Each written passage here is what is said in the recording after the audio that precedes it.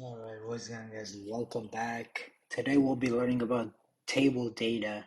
Now, rows are not sufficient to add data to a table. Each cell element must also be defined.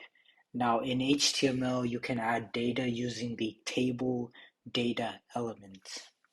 So, in the example above, two data points, which is basically 73 and 81 were entered in the one row that exists by adding two data points. We created two cells of data. If the tables were displayed in the browser, it would show a table with one row and two columns. So essentially, these are basically making columns. And in the second row, right here, um, add three cells of data. The cell should contain the following in order. So Adams Greenworks, 14, and packaged items.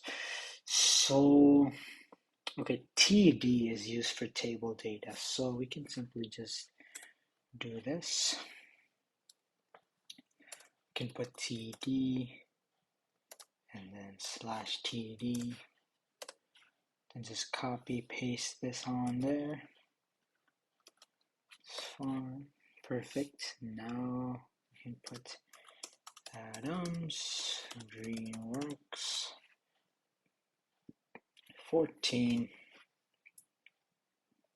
and we'll have package items.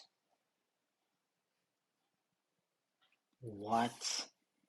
That is actually pretty cool. Like you basically just create a table at this point, which is so amazing. So you can create rows like this, and then for columns you just need table data, honestly. So that's how easy it is.